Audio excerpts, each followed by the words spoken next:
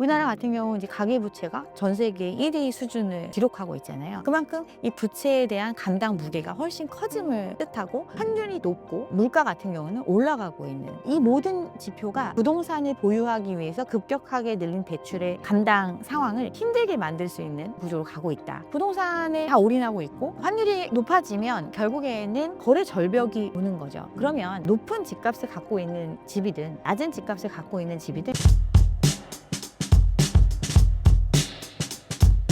안녕하세요.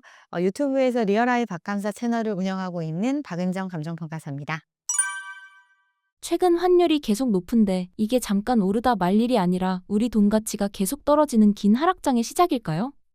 최근에 이제 환율이 많이 올라갔다가 1,500선을 위협하는 상황에서 이제 조금 많이 내려와서 1,420원대 이제 오늘은 1,440원 정도 됐었나요?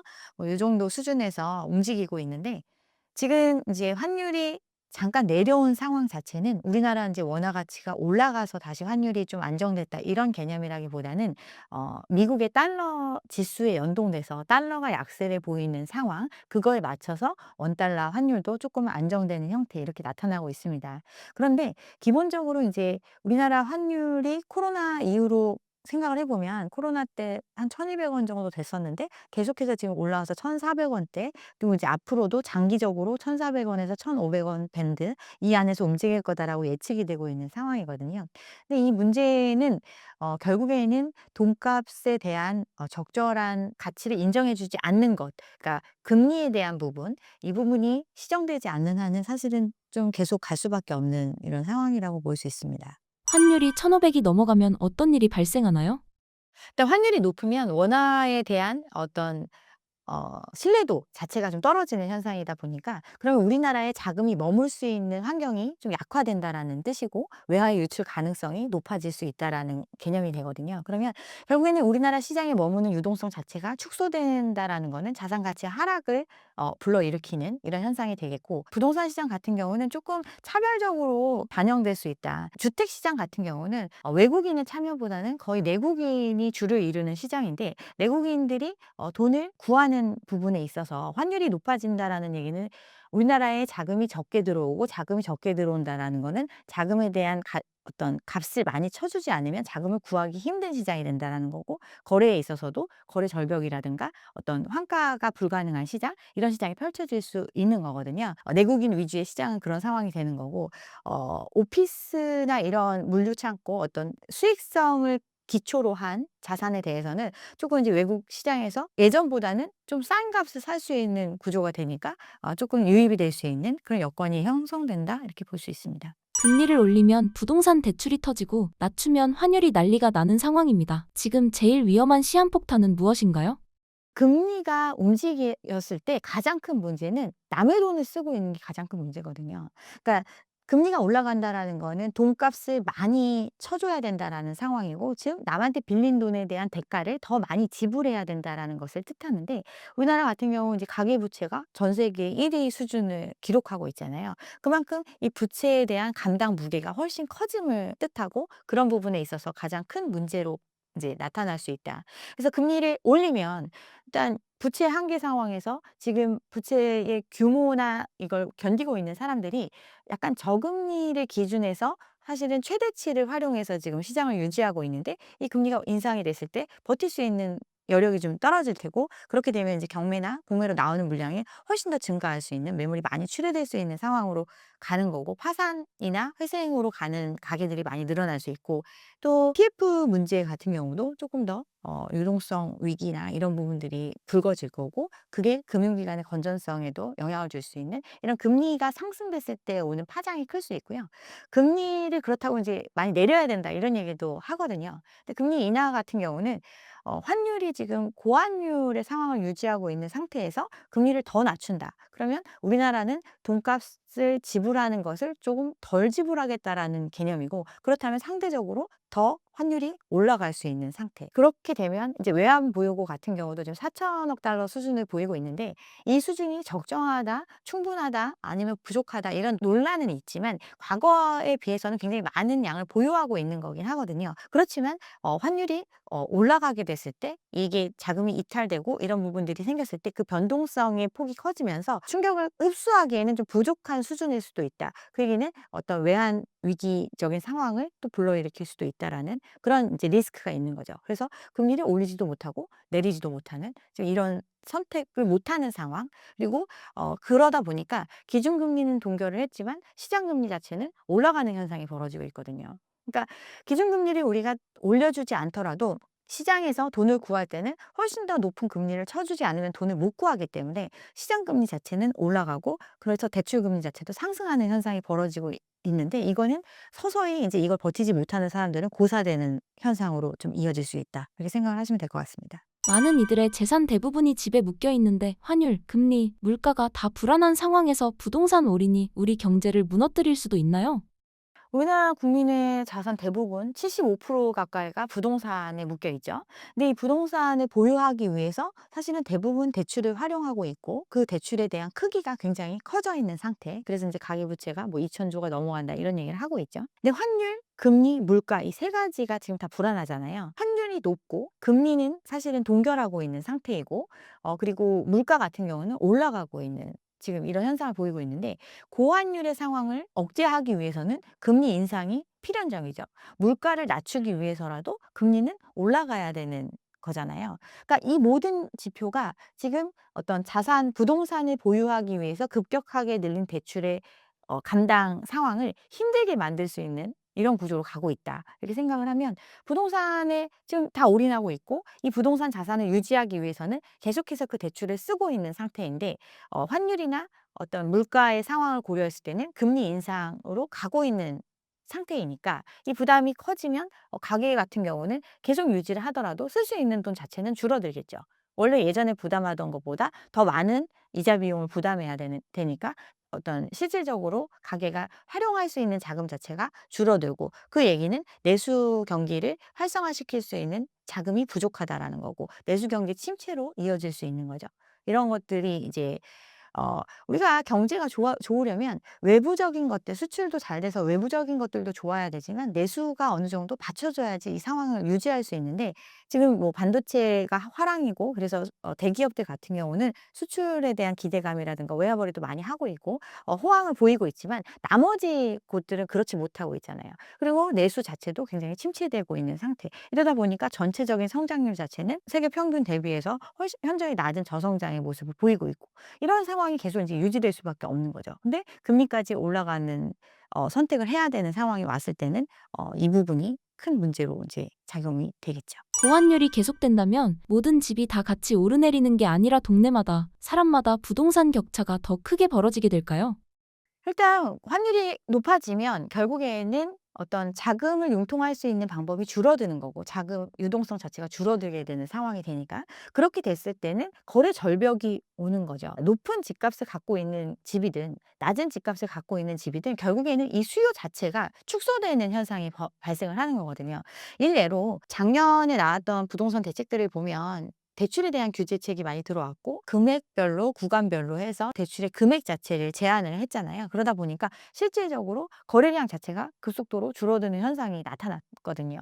뭐 지금도 여전히 호가 같은 경우는 올라가고 또 서울의 똘똘한 집 한 채 그리고 핵심 지역들은 상승하고 있다라고 얘기하지만 그 지역의 실질적인 거래량 자체는 돈을 조달할 수 있는 사람들이 대폭 줄어들었기 때문에 그만큼 거래량이 떨어지는 현상이 나타나고 있거든요.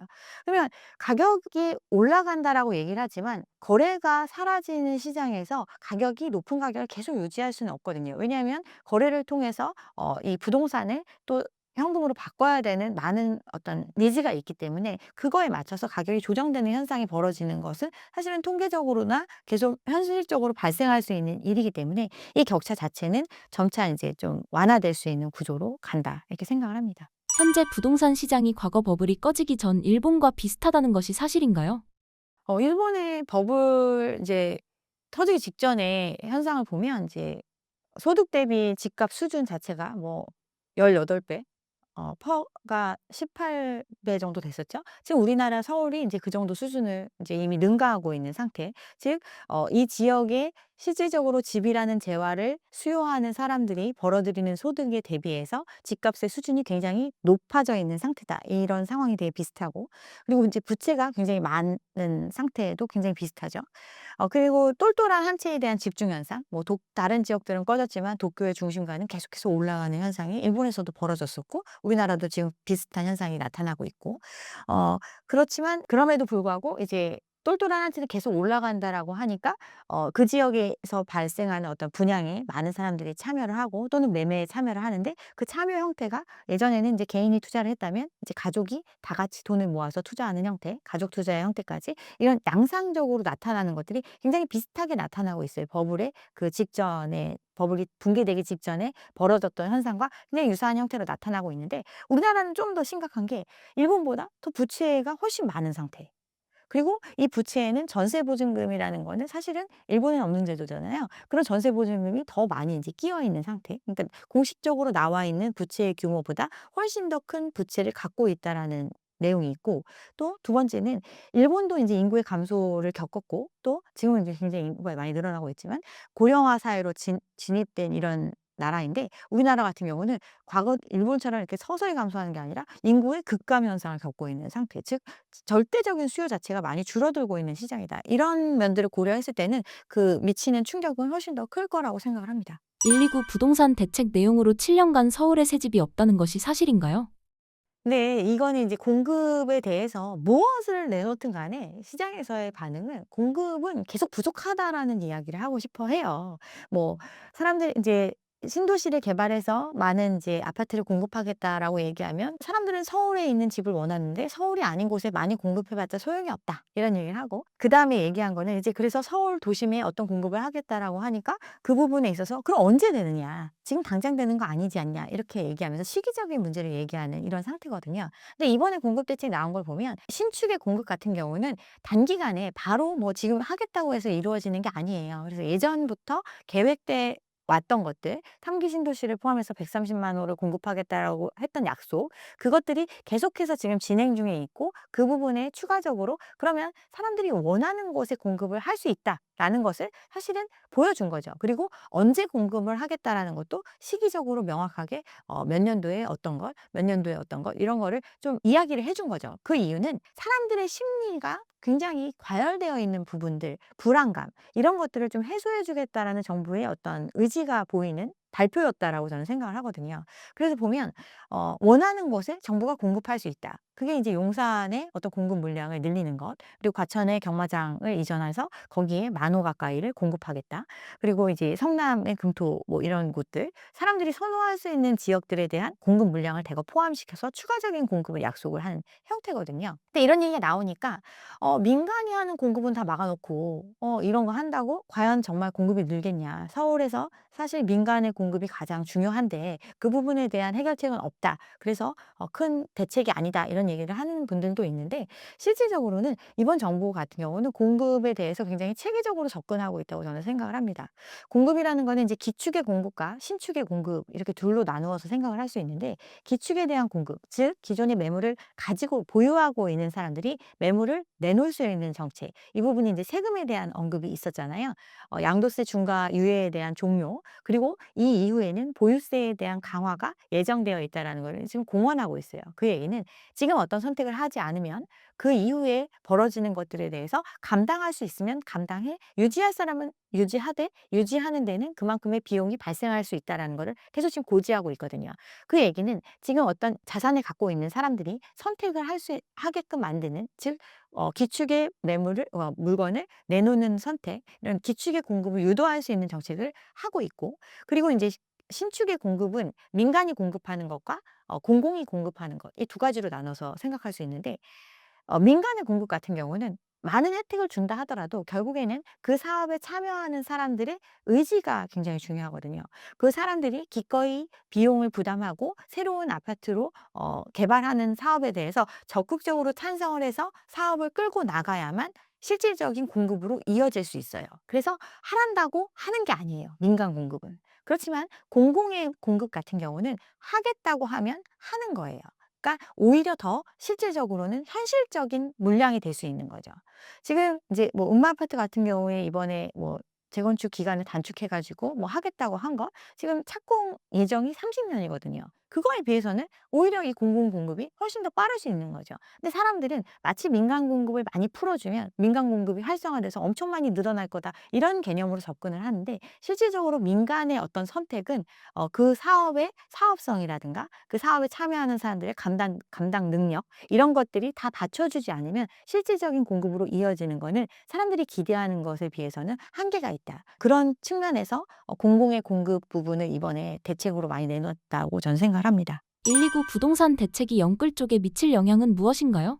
일단 영끌들이 지금 처해 있는 상황을 이제 크게 이제 두 가지로 나눠서 생각을 하면, 1차 영끌 20 년, 21 년도에 뭐 노도강이라든가 이런 쪽에 이제 영끌을 했던 분들, 그리고 이제 최근에 똘똘한 한 채 준강남 뭐 한강벨트 이런 쪽에 조금 소득이 되지만 아직 모아 놓은 금액은 좀 적지만 대출을 많이 활용해서 들어온 이런 이제 세대들로 나눠서 생각을 할 수 있는데, 이미 예전에 했던 분들은 지금 못 견디고 있어요.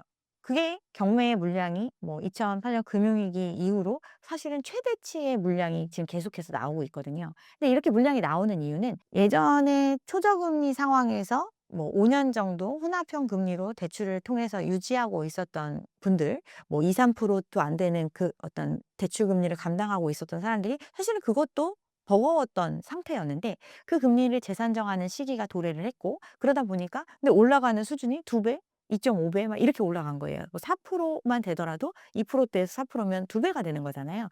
이런 식으로 인제 금리가 올라가다 보니까 감당이 안 되고, 감당이 안 되는 상황이 길어지니까 전부 다 이제 강제적인 매매 형태, 그러니까 경매 물량으로 내몰리는, 그 영끌족이 버틸 수 있는 사람은 굉장히 힘겹게 버티고 있는 거고, 버티지 못한 사람들의 물량은 지금 경매로 나오고 있다. 근데 이제 최근에 영끌하신 분들 같은 경우는 그들보다는 쪼끔 더 까다로운 대출 요건에 쪼금 더 소득 수준이 높은 사람들이 또 예전에 그 사람들이 선호했던 서울의 외곽 노도강, 금강고 뭐 이런 지역들이 아니라 핵심 지역이라고 얘기하는 지역과 가까운 곳들, 그렇지만 대출은 많이 받아서 들어올 수 있는 지역들, 이런 곳에 많이 들어갔거든요. 그러니까 레버리지를 굉장히 많이 활용을 했다. 활용을 했고, 또 그 레버리지의 금액 자체가, 절대 금액 자체가 굉장히 커져 있는 상태인데, 지금은 아직 초창기죠. 빌린 지 얼마 안 됐으니까. 그러니까 아직은 당장은 불거지지 않겠지만, 이 금리에 대한 부분들이 지금 이제 시장 상황을 봤을 때는 이제 뭐 7%, 8% 간다고 얘기하는 시장이잖아요. 이런 부담감이 굉장히 과거의 영끌들이 겪었던 상황과 크게 달라지지 않을 수 있다. 그들도 똑같이 겪을 수 있는 상황으로 흘러갈 수 있다. 이런 것들을 좀 생각을 한다면 좀 굉장히 심각한 상태라고 생각을 합니다. 요즘 돈도 경력도 부족한 30대가 전례 없이 아파트 쇼핑에 나선 그 밑바닥에는 어떤 심리가 깔려 있었다고 보십니까? 포모죠, 포모. 그러니까 '지금이 아니면 안 된다. 나는 인제 지금 집을 사지 않으면 앞으로 절대 집을 살 수 없다.'라는 그 불안감. 그리고 또 자산 가치가 계속 올라가고 있는데, 특히나 뭐 똘똘한 한 채에 집중된 지역들 같은 경우는 비싼 줄 알았는데 쪼금 지나고 나니까 더 오르고, 더 오르고, 그 이 상승에 참여하지 못하는 거 아닌가, 이런 불안감 때문에 많이들 이제 뛰어드는 거죠. 근데 시장 자체가 굉장히 인제 양극화라고 이야기를 하지만, 양극화의 이면에는 그 얘기는 특정 지역만 뜨겁고 나머지 지역들은 식었다라는 의미거든요. 그러니까 이미 다른 사람들이 과열되게 들어갔던 지역들이 이제 좀 정상화되는 상황을 겪고 있고, 또 거기서 고통받는 사람들이 나타나고 있는 시장을 목도했는데, 그러다 보니까 여기에 투자하는 게 아니라 그 유일하게 남아 있는 시장, 그 시장에 들어가야 된다라는 압박감이 있었던 거죠. 그러다 보니까 똘똘한 한 채에 대한 어떤 굉장한 선호도, 그러면서 대출을 이제 최대한 활용해서 이렇게 인제 들어왔는데, 이것뿐 아니라 또 인제 전세, 그러니까 자기가 살 집에 대한 불안감, 이런 것도 되게 컸던 것 같아요. 그러니까 뭐 전세에 대해서 돌려받지 못하는 상황들도 겪고, 또 어떤 특정 지역 같은 경우는 전세가가 또 올라가서 뭐 쫓겨다닌다 뭐 이런 불안감, 또 사회적으로 뭐 결혼을 앞두고 있거나 어떤 자녀 출산을 앞두고 있는 젊은 세대들 같은 경우는 집이 없으면 마치 인제 사회적 지위가 굉장히 떨어진 것 같은 이런 어떤 상대적인 박탈감, 이런 것들에 대한 불안감들이 다 혼재되다 보니까 집을 사는 선택, 이런 것들을 하지 않았나. 이렇게 생각을 합니다. 그리고 앞으로 인제 금리가 계속 올라갈 수는 없다. 결국에 이렇게 돈을 풀고 있는 상황에서 돈을 계속 빌려주지 않으면, 싸게 빌려주지 않으면 다 망할 텐데 언제까지 이렇게 높은 금리를 유지할 수 있을까? 곧 낮은 금리 시대가 올 거야. 이런 기대감 때문에 이 금리 문제를 좀 간과한 거죠. 그러다 보니까 이런 선택들을 많이 하지 않았나 이렇게 생각합니다. 살면 손해고 들고 가자니 고통인 진퇴양난에 빠진 영끌족들이 가장 냉정하게 따져봐야 할 손절 혹은 존버의 기준은 무엇입니까? 결국에는 감당 능력이에요. 버틸 수 있느냐, 버틸 수 없느냐의 문제거든요. 버티는 상황이 내가 이 고통을 감내하면서도 충분히 끌어갈 수 있다. 이게 근데 단기 뭐 1-2 년이면 끝난다 이렇게 생각하면 안 되고, 이 상황이 내가 앞으로 소득을 굉장히 늘려서라든가 아니면 어떤 저축을 통해서 돈을 다른 방법을 통해서 많이 축적을 해서 이 빚의 무게를 점차 덜어내면서 감당할 수 있을 거다라고 생각하는 사람들은 버틸 수 있겠죠. 그런 분들은 이제 그 감당이 어느 정도냐. 그럼 생활에 영향이 없는 정도. 근데 지금의 많은 연끌들의 선택을 보면 맞벌이의 젊은 맞벌이, 또 소득이 좋은 사람들, 그러면 한 사람의 소득분을 전부 다 대출 이자로 감당하는 형태로 연끌을 했단 말이에요. 근데 이거는 일반적인 투자법이라고 볼 수는 없거든요. 보통은 이제 자기 소득의 한 40% 정도 이내에서 감당할 수 있는 정도의 빚을 활용해서 보통 하는데, 그런 게 아니라 둘이 맞벌이를 하는데 이게 끝까지 유지될 수 있을 거다라는 기대를 하지만 자녀의 출산이라든가 여러 가지 생애 사이클로 봤을 때 그렇게 안 되는 경우도 많고, 또 여러 가지 상황이 발생할 수 있는데 그런 리스크에 대한 것들은 전혀 고려하지 않은 채 50%까지 거의 대부분을 이제 대출로 끌어들인 상태잖아요. 이런 것들이 어떻게 보면, 그런데도 불구하고 이거를 계속 끌고 갈 수 있을 거다라고 생각하는 사람들이 지금 버티고 있는데, 그런 분들 같은 경우는 쪼끔은 선택할 필요가 있는 거죠. 특히나 익절 구간에 있다면, 내가 어떤 손실이나 이런 것들이 크지 않은 상황이라면 좀 정리하고 갈 필요가 있다. 그리고 그게 안 된다면 다른 방법을 통해서라도 소득을 늘릴 수 있는 방법, 또 부채를 줄일 수 있는 방법들을 강구해야 된다라고 생각합니다. 129 대책 이후 다주택자 양도세 유예기간 종료를 기점으로 영끌족들에게 어떤 조언을 해주고 싶으신가요? 둘이 벌어 가지고 한 사람 월급은 전부 다 이자랑 원금 갚는 데 쓰잖아요, 보통. 근데 보통은 인제 또 신생아 대출이나 뭐 이런 것들 고려해 가지고 애도 많이 낳잖아요. 그 애에 대한 어떤 양육에 대한 부분들은 결국에는 안고 갈 수밖에 없는 문제고, 그렇게 되면 한쪽이 결국에는 이 부분을 경제적인 활동을 포기할 수밖에 없는 상황으로 간단 말이에요. 아니면 또 자기가 양육하지 못하는 거에 대한 대가를 다른 쪽으로 인제 치러야 되는, 비용적으로 치러야 되는 추가적인 비용 부담이 현격하게 늘어나는 그 시기를 앞두고 있거든요. 그런데 어떻게 보면 당장은 내가 지금 뭔가 벌 수 있고 또 추가적으로 엄청 많이 돈을 벌 수 있을 거다라는 그런 기대감이 있으니까 '이 정도는 나는 갈 수 있어. 그리고 몇 년만 버티면 올라간 시세 차익을 통해서 이걸 전부 다 해결하고도 나는 유지할 수 있어.' 이런 기대감들을 갖고 있는 게 가장 큰 문제거든요. 세상이 그렇게 쉽게 굴러가면 좋은데 그렇지 않은 상황도 많이 발생을 하고, 또 이게 우리가 인제 부동산을 연끌을 하시는 분들이 가장 큰, 이제 젊은 세대들이 많이 연끌들을 하는데, 이 연끌들이 연끌을 할 수밖에 없었던 이유를 보면 부동산에 관심을 갖기 시작한 이후로 '집값이 떨어졌다.'라고 느낀 적이 없는 거예요. 그러니까 끊임없는 상승만을 경험한 거죠. 근데 이 시장 자체는 사이클이 있거든요. 부동산 같은 경우는 거의 10년 주기에 뭐 사이클이 있다라고도 하고, 상승이 있으면 어느 정도 그게 소강 상태로 들어갔다가 좀 어느 정도 안정기를 거치면서 다시 가격이 올라가는 형태, 이런 사이클을 타는데, 이 사이클이 사실은 코로나라는 특수 변수도 있었고 또 전 세계적인 어떤 저금리의 유동성을 푸는 그런 시장 상황도 있다 보니까 대폭 이제 상승만 하는, 이것만 경험을 한 거예요. 그러니까 그 경험에 비추어 봤을 때는 '이 자산이 떨어질 거다.'라는 생각 자체를 안 하는 거죠. 그치만 장기적인 롱텀으로 봤을 때는 떨어지는 시점이 있고, 떨어졌을 때 그걸 감당하지 못하는 경우에는 사실은 탈출구가 없거든요. 이제 이런 것들에 대한 리스크를 쪼끔 더 보수적으로 판단해야 됐었는데, 그런 게 좀 부족하지 않았나 생각.